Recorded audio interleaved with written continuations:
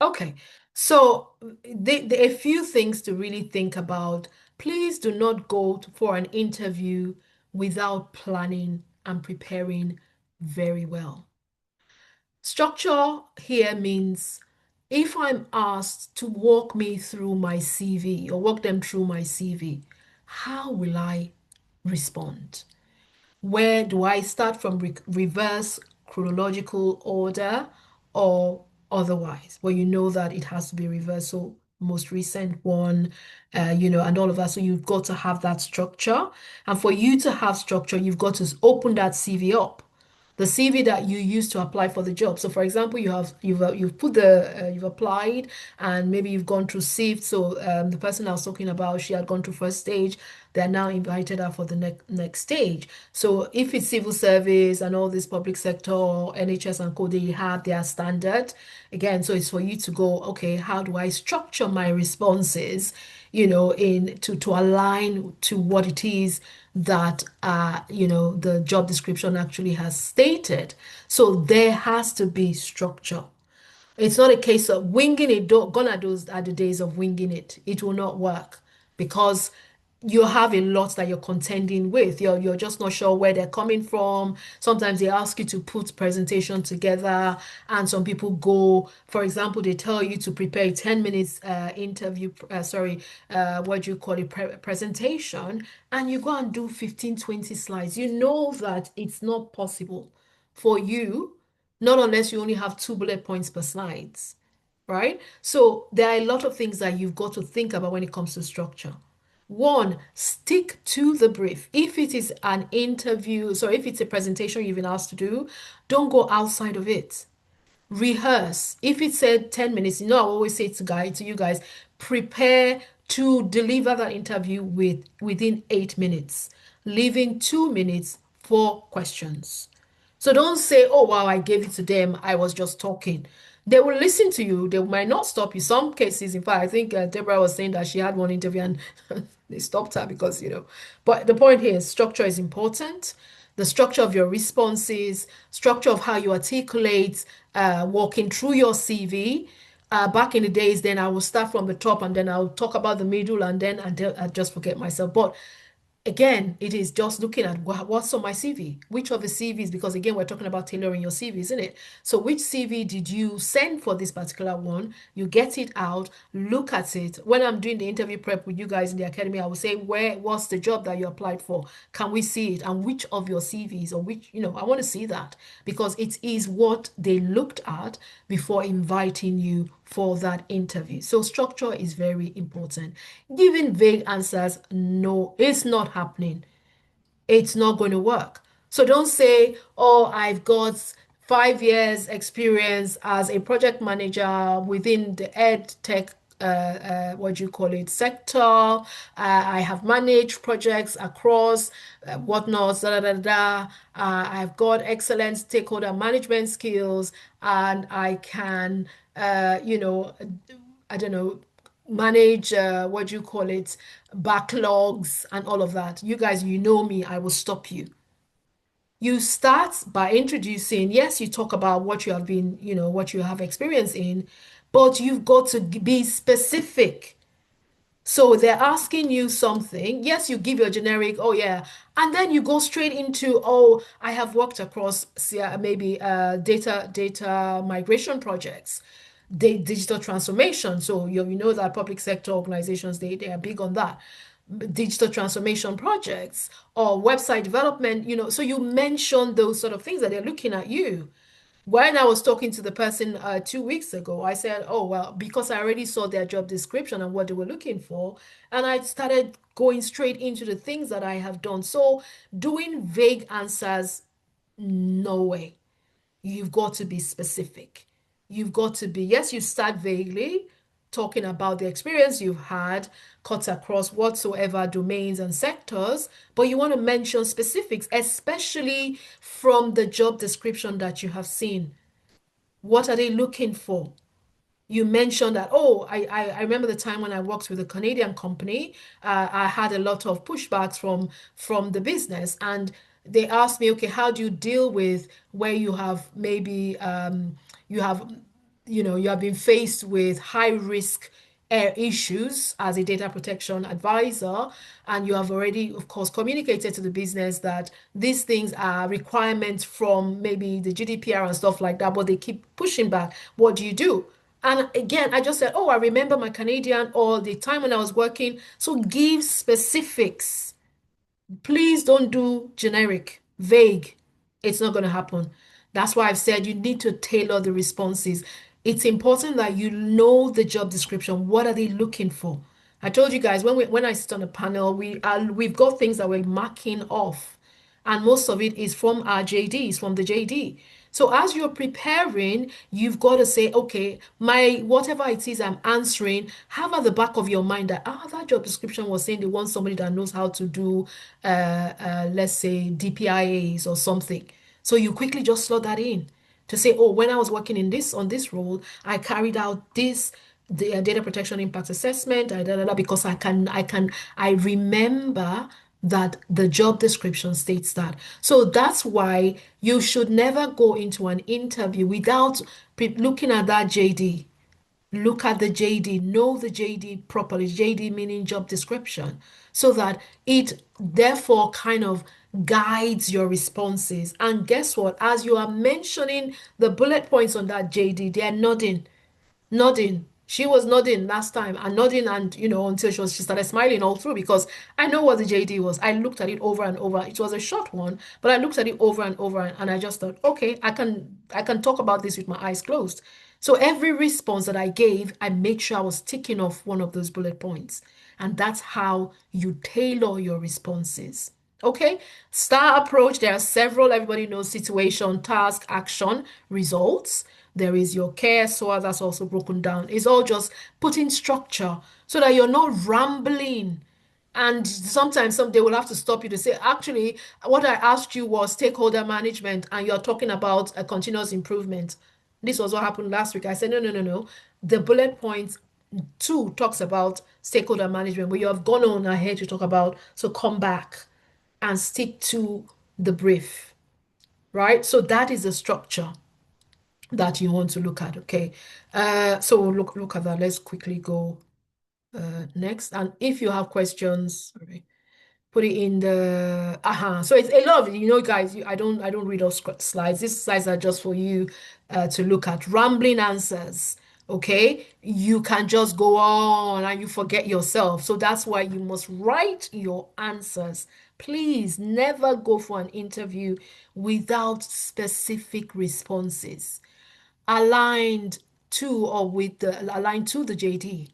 Write your answers, rehearse them. And so using the STAR approach is very important. Instead of talking about tasks, talk about the results. What have you done? What did you do? How did you help? I was talking about how I was able to help the organization minimize risk with regards to data protection and privacy.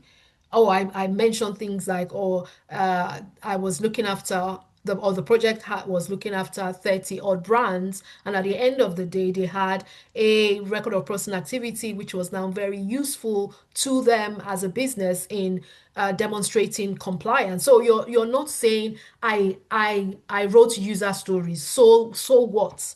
What did it do? What was the benefit? What was the result? So that's kind of what, rather than saying the task and reeling it out, but you're talking about the benefit or what results, that thing that you did has helped that organization to kind of realize, right? Again, generic responses are, I've already talked about it. So please write it down. That's what we want to see. I'm thinking that I want to fill a position. I want somebody to come and be my privacy analyst. I know I want them to be doing DPIAs.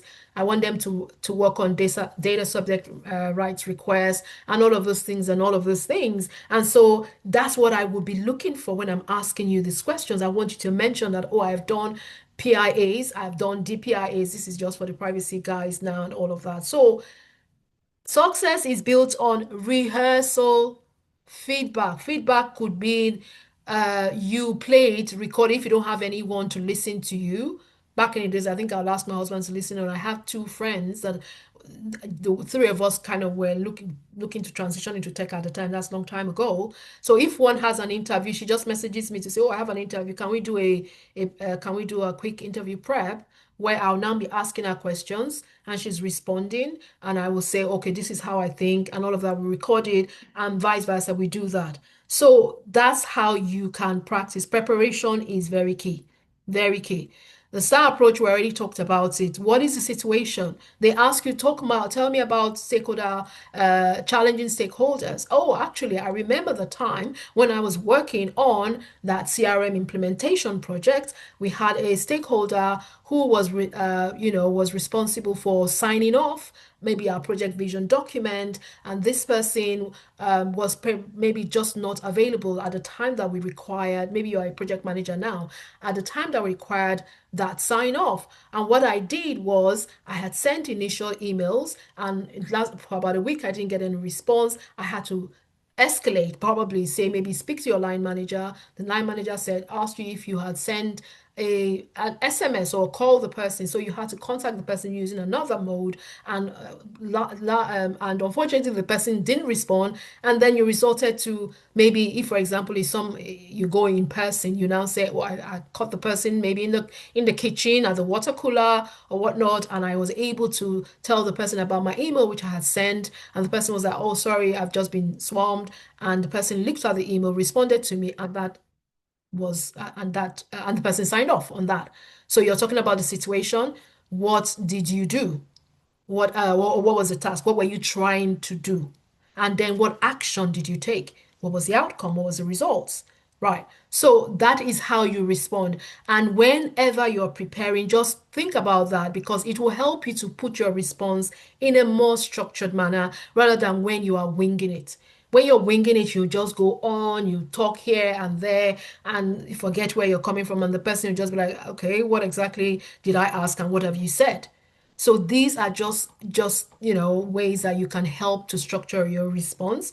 Your STAR care is just another acronym as well. What is the context? What action? What result? Or evaluation. So this again is ideal for showcasing growth, lessons learned, adaptability in complex situations.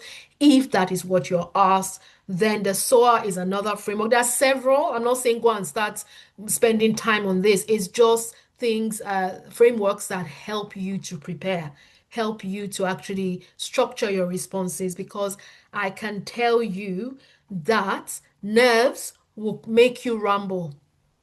Being nervous, you just be saying the ones they ask, the ones they did not ask, you just be rambling. So that's why you've got to be prepared, and you've got to think about care, think about SOA, think about STAR every time you want to respond. And then I like storytelling. That for me works all the time. And like I said, my interviews are always very conversational. I kind of tell stories, of course, stories that are relevant to what has been asked. So that might be another one that you might also use. But you also have to be careful that you are hitting the nail on the head. You're not going outside of what was asked. You must remain in context. You must stick to the brief. So again, I just put specific examples here. So for those of you who are business analysts, what you want to be able to do is make sure that you are articulating well, clearly, that they can understand what you're saying, right? Rather than just putting everything together, but be clear. I know sometimes you can get nervous and you just want, just you can pause. And sometimes if you're asked a question and you don't quite get it, there's nothing wrong in saying, "Please, can you take that again? Sorry, can you take that again? I didn't quite get it." There's nothing wrong. They're human beings. So rather than you going on and answering in an incorrect manner because you didn't quite get it, you are better off pausing and saying, "I didn't get that. Can you rephrase that, please?" And by the time you're doing that, that's like you having conversation. If someone is talking to you, you're like, "Oh, I didn't get it. Oh, sorry, can you come back?" There's nothing wrong in that. Even though it's, in it's don't feel like, oh, because you can't do that during interviews. You can, right? So it just makes it clear that you're human and they are also human. So it's important that you're communicating well, and again, you're using the language that is expected. That's why that JD is important. What have they said? They want someone that can gather requirements. They want someone that is familiar with agile, delivery, for example. So what does that mean? If you have that experience, you want to make sure that you're mentioning those techniques. You're speaking the lingo, you're speaking the language. So they say, okay, this person understands. But you're making sure that you're doing that clearly, you're communicating clearly. Don't rush. If you have to pause and speak, slowly for them to get it, it's fine. So that is why you must breathe and do that. Project managers, you're talking about leadership, decision making under, uncertain context or environments, which again is typical with projects. You know that you guys in the academy, you have seen that projects will start off in a certain way, and there will always be challenges. Trust me. I don't know if there's any project that has actually gone without challenges and has been able to deliver on time and within budget. There will always be issues. So how have you managed one? So they might ask you that sort of thing. That is why you must sit down and write your response and give specific scenarios, specific situations. But again, make sure that those situations that you're giving is on your CV. I've been very back in those days where I can't remember one, I think it was a BA interview, and something that I was using as an example was not on my CV. I can't remember what it was. Maybe it was something I'd done and I just didn't put it on my CV. And they were like looking, and it was like, what you've just said now, I can't see it on your CV, and I think I just mentioned the fact that, oh yeah, it was something I had done outside of, but it wasn't on my CV and stuff like that. But you're better off managing to stick to the CV. Don't go outside because you might shoot yourself in the foot because if they ask you and it's not something that if it's something you're making up, then I just will make things as I go, and then I will ramble on and forget what I was saying. It was such a mess back in the days. That's why structure is important. Look at your CV, look at the job description, have specific responses for each bullet point. For your data protection, guys, again, just a deep knowledge of GDPR and all. And again, it's just sticking to what you know, what you have said. I will always say when people have interviews, and if maybe the JD is asking for some things that you don't have, but you've been invited for the interview, don't start learning anything new. No, I would always say the fact that they've invited you means there's something on that CV that they like. So stick to it. Don't start trying to learn anything new because you don't have enough time. I remember Oludele back then, one of the PM guys who got into PwC. So he had this interview and he was like, oh, I'm preparing my presentation. I've done it, but I'm going to learn safe agile and this and that. I'm like, excuse me, why are you learning that now? He said, oh, because it was on the job description as desirable. And I'm like, you don't have enough time. So what I would rather you did is to focus on what you have that is clear on your CV and know it well. Every bullet point have a specific response. Know what you are meant to say. Don't start learning anything new. If you have an interview within a matter of days, you will not, it will just be too what do you call that? What's the word? There will just not be enough time. And chances are that if you're learning something fresh that you've not learned before, you will forget it. You will forget it. One of the ladies that we're doing GDPR privacy interview for, there was something, and I think it was between 48 hours was something she was picking up. And guess what? At the day of the interview, she went blank. She went blank because she only learned it, a few hours before. So spend time, focus. I'm going to pause so we take some questions. It's almost 7 o'clock. And can you use one scenario for about two? Yeah, yeah. So I'm gonna stop now. There are just a few slides you guys can have. I want us to talk. I want you guys to ask me questions. Okay, so Precious, you said, can you use one scenario for about two questions and answers, especially where the questions are similar and the answers will fit the both questions? Will that sound? No. Do you want to talk, Precious? Do you want to talk about this? Or do you want to throw more light? Is that something you've encountered before? Or you're not able to? Okay. Okay. Yeah, you can. You can. You can. It's just you making sure that you explain that properly.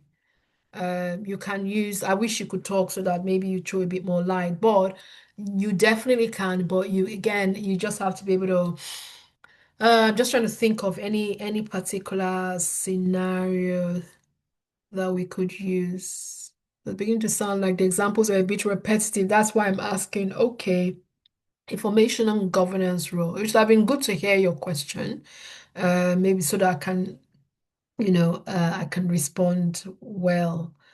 But yeah, so if you feel that it's sounding repetitive, then maybe think about, other possible scenarios that you could use to answer so that it's not, when you say sounding repetitive, is that on in one interview or, several interviews? If it's not the same interview, you can use it because you're not talking to the same people at every time, is it? Yeah, sorry. Okay. In one interview. So again, it might be, let's say for example, somebody is asking me about stakeholder question, maybe a stakeholder, challenging stakeholder, how have you dealt with it? And you say, oh, I remember the time when I was working on a website build and this stakeholder was da da da da. And they now ask you a question around how do you manage conflicts within a team? And you can still use that, you can use that same scenario, but of course, the answer is a different, it's a different response.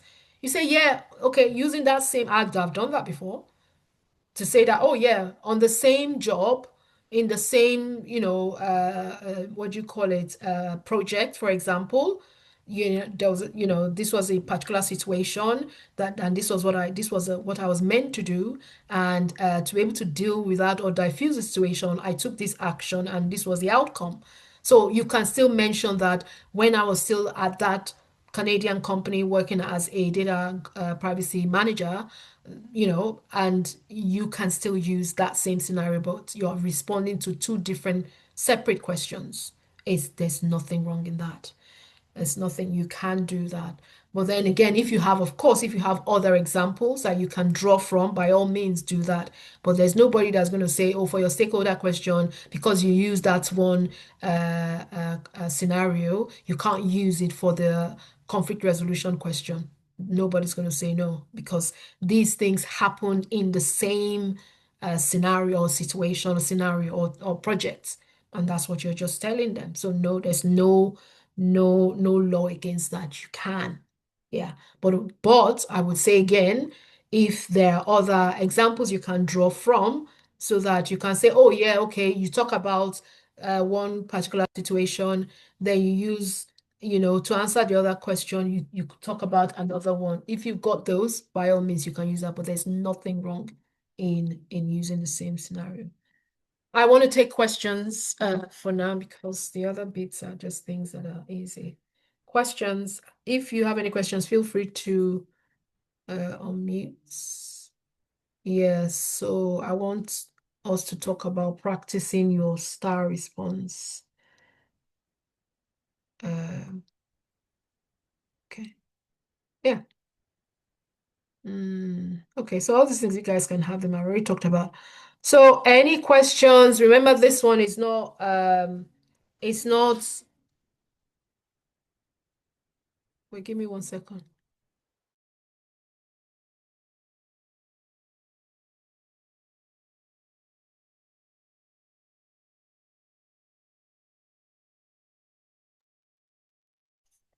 Okay, guys, no questions. Would you say information governance? No, of course, they're not the same thing. Who's been saying that? Information governance is not the same thing as data protection. Definitely not. Definitely not. Information governance. So, or this is the interview prep. I didn't want to, but okay. I've been in data protection for 8+ years, right? And Governance is really, Fumi, I see your hand just a minute. So governance is really around responsibility for the sort of information, who is maybe who will ensure that we are adhering to whatever policies and standards within the organization with how information is managed, which again is more generic, whereas data protection is especially about personal information and the controls and measures that you put in place to protect the data. So that again, protecting data is different from governance frameworks, governance policies, and rules. Again, and now this one is I would say information governance. I would say is more at a broader level, and it cuts across proprietary information, it cuts across personal information and all of that. Whereas data protection really, really, really is about personal data.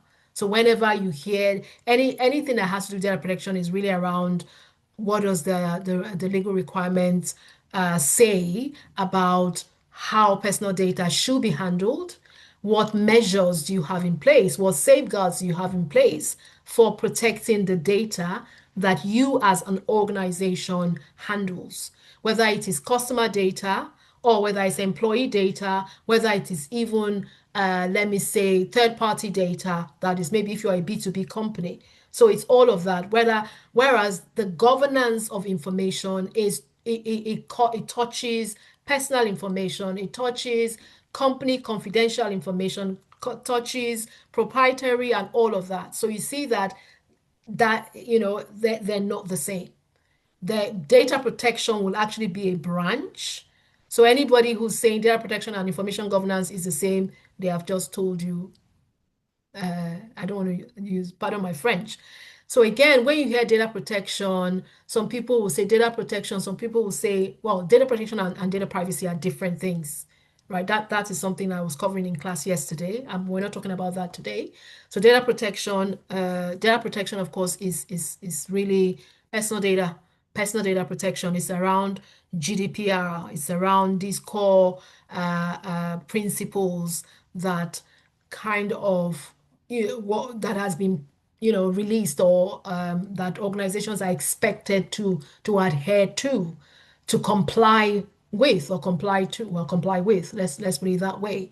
So whenever you hear data protection, the first thing you want to talk about is what is the general data protection regulation, which is the GDPR. That is where it really stems from.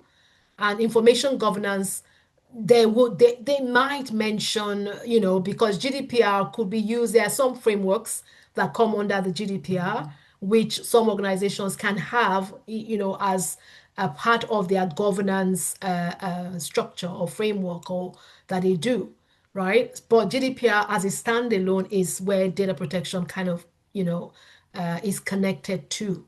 So that's why I would say that if you want to get into data protection, you've got to understand the core elements of the GDPR. You have to understand the core principles of the GDPR, and all the requirements. Maybe not everything. It has 99 articles, right? So they are not the same. Information governance and data protection, not one and the same. So, but that's not what we're here for. But I would say, please go and do more digging. Would you say information? Yeah. So it's not one and the same thing. It's not one and the same. And I've been in data protection, and right now I'm a data protection advisor for a logistics company here in the UK, and I've been doing this 8.5 years. I wouldn't call myself an information governance, I don't know, experts, because they're not the same. It's broad. I don't have time to go into that now, but yeah, not the same, not the same. Okay. So yeah, so again, we've talked about the STAR approach always. Does anybody feel like they would want to practice, um and so that I can hear you? Or okay, actually, let me ask you a question. Who has had an interview recently, maybe in the past 1, 2 weeks, 3 weeks? Anybody here? Let me hear if I can. Anybody who's had an interview, even if it's just an initial screen. Okay, apart from Emmanuel, I know Eric, you've had one, but is there anybody else that has had any interview and that didn't go well, and you want to know, if there's anything that you would want to share so that I can maybe point out some things, because the slides here are just things that you can look at, and we've already talked about it. Again, is making sure that you practice very well. You use your STAR approach. You put your structure when you're preparing. Don't go generic, in your responses. Also have your elevator 60-second pitch ready for every time that somebody calls you initially. And again, when you're also preparing, you want to make sure that your CV is what you're talking from. It is, you're connecting it to that particular job description that you got a call for, or maybe you have been, you've been selected to have an interview as well. So again, so this one I just said again, just something to think about. You quit your CV to interview hacks. One is tailoring your keywords. I've said that over and over and over. Those of you who are in the Sterling Academy, we talk about tailoring your CV to make sure that it is ATS compliant, it is sticking to the job description, and you are using achievement-based bullet points rather than just very task heavy. Also making sure that what you have on your CV aligns with your LinkedIn and everything, because you can't be saying one thing today, LinkedIn is saying another thing, you're attending an interview and you're going off course, you're going to sound like a fraud. But again, more than anything, you've got to practice your responses before, you go for that interview, and be ready all the time. Do not wait and say, "Oh, I have time," because there's no guarantee, like I said, that the day you decide that you want to start applying is when you're going to get the calls, or when you're even going to get a yes. So you've got to give yourself enough time. So we talked about STAR. We talked about, okay, again, specific questions, behavioral questions. So you have your situational based interviews, you have your situational competency based, they are similar. Then there are some jobs that, like your BA roles, they might ask you for more technical. They might ask you to put a presentation together. I've seen last week where they asked someone, I think they gave the person a brief and told the person to put a PowerPoint presentation, and just saying, okay, what are your key deliverables? They gave the person a particular context, a scenario, and said, can you give sample of the key deliverables that you as a business analyst would need to put together for a developer to go into build within, I don't know, a sprint or something. So something that specific, right? So some questions, I mean, some interviews can be that technical, but again, you would have probably gone through the first stage, maybe the initial screening. Then if they now want to see, okay, does this person actually know the job? Does this person have that practical? They might now ask you to do that. And again, there's no guarantee that by the time you put a presentation together, you send it to them, they will give you the job. You will now need to present it. You now need to talk through it. So that again brings me back to that communication. That brings me back to, how do you articulate? How do you say it? How do you would have put time and effort into preparing that slide. And then if you're not able to speak to it in a way that it makes sense, they might just tell you, oh, fantastic slides, by the way. It looks like you put in a lot of work, but you just did not convince us. Especially because as BAs and as PMs, in fact, even privacy guys, data protection guys, we are communicating with stakeholders. We are working with business, what do you call it, with the business, with different teams. So they want to see that you know how to communicate.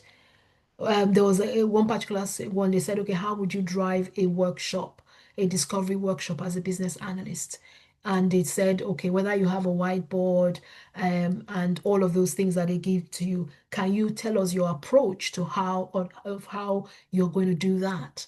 So you can write down beautiful slides, send it. But if you're not able to communicate, if you're not able to speak to them to say, this is the first thing that I will do, make sure it's something that you're communicating, it's clear, they understand, and you're not going everywhere.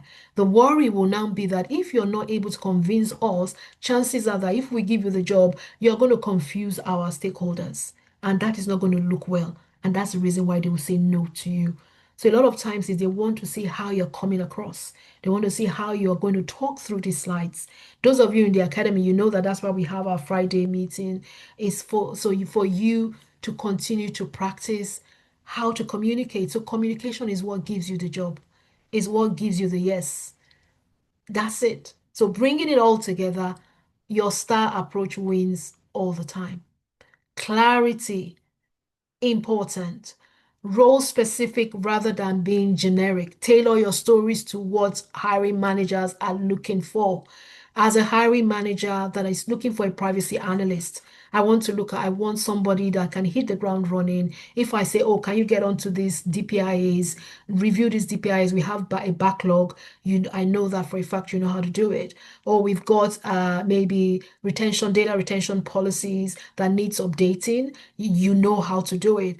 And definitely, as you're telling me, well, I've done that before. If I get the job today, I'll be able to hit the ground running.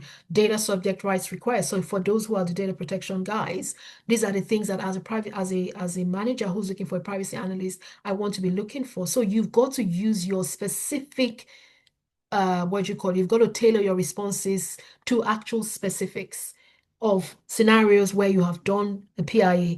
Always having the JD at the back of your mind to guide you that these people said they want someone with this skill, with this experience, with this background. Therefore, when I'm responding, I am making sure that I'm mentioning those things on the JD. We talked about consistency and again, feedback. Practice, record yourself, play it back. If you don't sound good enough, go through again until you feel like, okay, I'm sounding more relaxed. I'm more confident. Like, yes, I'm the value. So, if anything that would help, if one thing that will help your nerves is just think of yourself that, okay, these people are looking for someone to come and help them solve a problem, someone to help them do something. They've got a gap, and I have what they need. I'm the value. So, what you want to do is sell yourself as best as you can. That you guys, this thing you want, I've got it. I know how to do it, but it's about how you come across. And then I already mentioned at the beginning that personality is also important. Don't rehearse, because I said rehearse and practice does not mean you go and start reading and then when you now start responding, you're sounding that scripted. No, the practicing is to think about the particular question and response, giving a specific scenario that you're going to use per question. You give that story. I told you guys it's about storytelling. It's how you come across, how you tell the story that will make them believable. And that's what will say, make them say, okay, I think this person will have. So I was really hoping for more questions. Anybody who has been through an interview before that they felt didn't go well and you want to share about it, feel free. But if that is not happening, yeah, for me, sorry, go ahead. It's not an interview related thing, but on my CV, because I was trying to do one of this like recording or writing it down. And when it's for project management jobs, because I put on my CV that I did procurement and as like titles, procurement and project management consultant or project procurement consultant and interim project manager.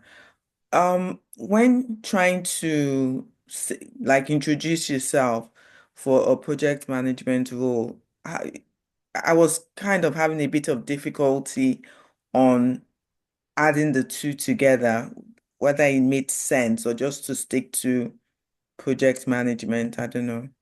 I don't know if I'm clear about what you. So So basically, what do you have in your profile summary? Yes, it's not my profession, as in inside the CV, the roles, as in the positions that I put procurement and I put project manager together as Yeah, so you have a project management background and you have worked in procurement. okay, okay. So I can put the two. So basically, when I'm talking, I can say, "Oh, but I have procurement background." Now, I was trying to do a video for project management job, and you In have to introduce yourself. So my name is Olufumilayo. I am I'm I'm a project manager, but I okay, have experience in supply chain, logistics, okay, procurement, and whatever. So okay. because you're looking for a project management role, right? But Yeah, we've said that you've got to think about, or rather that you've got to leverage what you've done before. yes, So yes. bottom line is project management is what you're looking for. So for example, I can say I'm a business analyst, but I've got a background in what is I'm trying to remember, Emmanuel, accounting, Okay. whatever domain. You mentioned the domain, or Eric, I'm a project manager, but I also have experience in higher education. So you talk about the domain that you already have experience in. For you, you've done supply chain, you've done logistics, but bottom line is you are a qualified. So now that you even have Prince 2, I am a Prince 2 certified project manager with experience across different sectors and domains, including supply chain, and all of those things that you have. Okay. Thank you very much. Does that make sense? So, Yeah. Eric, I'm a project manager, maybe within research and education. I can't remember exactly again, but those things that you guys have done that I said you can still leverage, they will come. But the bottom line is your title is project manager. Your title is business analyst. Your title is data privacy analyst. But the things that you've done before are just things that you could say I have experience in records management, Shukura, records management. I'm just trying to remember those of you I can, but those things you will still mention because remember we said that you're combining, your past experience with this, tech that you're getting into. So, hi, my name is Fumi. I'm a certified or Prince 2 certified project manager, and I've worked across different domains, including blah, blah, blah. And there you go. So that's you still throwing everything, you're combining everything, but you introduce yourself as a certified project manager. No problem. Thank you very much. Any final questions before we go? So for those who are not in the academy, if you something I'm launching from September last Sunday in I think 28th of September, I am starting a mentorship program where all we're doing is interview prep. It's not free, it is a paid service. But for people who want, just to know, they want to be, so it's a two, yeah, it's a two, that's okay. Oh, Emmanuel dropped off, that's fine. It's a two Sunday what do you call it, workshop. All we're doing is interview prep. So this one was just a free, just general context. But the way that it will work is starts on the 28th of September and the 5th of October. It's intensive 2.5 to 3 hour long sessions. First of all, we start with a group. So I'll break down a lot of detail, group session. Then we now do breakouts one-on-one. So maybe if you have an interview, it's an opportunity you bring it in. So it's something I'm just doing, I'm launching now, all for interview prep. So those of you who are in the academy, it's not free. You guys will carry you go watch your videos, and if you have used it up, well, good luck. You carry on preparing. So anybody who wants to do that, it starts on the 28th, and it is 2.5 hours long interview prep, whether you're a BA, PM, but these three areas is what I'm launching for people who want to have. But if you're in the academy and you'll still have an active subscription, I mean, you will still carry on with what we have generically, but this one is tailored mentoring that I am doing. and it starts at the end of 28th of September, and the next one will be 5th. So it's 2 sessions. You also have access to a WhatsApp group where you can keep asking questions about. So for 2 weeks, it's not forever. It's just 2 weeks access to that WhatsApp group. If you have an interview, you could just put it there to say, "Oh, I have an interview," and then we could look at preparing and stuff like that. But it's just 2 Sundays, £150 per ticket. So we're not doing freeze anymore. This was just a lot of people registered for this free masterclass, but look at the numbers. So that's why I was saying to Praise earlier that you see why frees are never a good idea. People will not turn up. So anybody who wants to be a part of that mentoring program, even you're in Sterling and you have finished your program, you're no more on LMS and stuff, and you want to join this mentorship, by all means you can. But the ticket is £150. No what do you call it? No discounts, no whatever. That is what it is. So anybody who is interested in that, you can send me a DM. But it starts on the 28th of September. And so it's a 2 Sunday, 2.5, close to 3 hours long session. And all we're doing is interview prep. How do you go? How do you respond to different questions? And there's a lot that you will get from it. Then you also have 2 weeks access to a WhatsApp group where you carry on asking questions. If you have an interview, then I can jump on and work with you. So that's a new mentoring program that I am launching. So anybody who's interested, send me a DM, and I hope all of you have found this useful. So just go and put to action all the things that we've said. Prepare yourself. For me, one final question before. Sorry, Veronica, the Zoom video for the one with Oladele, the civil service one, you didn't send, did you send the recording out at all or not? Which Zoom video? The one with the civil service one that he spoke. Praise, is Praise here? I think she must have sent that. I didn't see the video for that one, the Zoom video. Yeah, because for me, you're not, I don't think you have your Sterling email is still okay. I think that was, did you register with your personal email? I maybe yes, I yeah, my personal email, but I had listened, but I didn't. The video Okay, wasn't sent. I think she did. Praise, I are you didn't here? get it, or Maybe. Yes, I am. I am. maybe I Did we didn't get send it. that video, the civil service one from Oh, yeah, yes. it was We sent. did. We did. Okay, I didn't receive it. So maybe I'll. How did you said how did you okay. Anyway, we'll find out. Maybe Fumi. Who did you how many I think you sent it to the entire list, right? Yes, yes, to the But I whole think list. okay. I think just from the WhatsApp from the Telegram. I think I just linked it from the Telegram message. But no, but you are in the email list, isn't it? So she sent it to the almost I 2,000 sent it people. to the entire email list. I didn't get it. Check your junk because I know Fred no Praise sent it. Okay, no problem. Check Thank your you. or Praise is in the group. You can send her your personal email. Maybe she Okay. will send it to you. Yes, I can resend it to you. Okay, thank you so much, Prince. No All problem. right.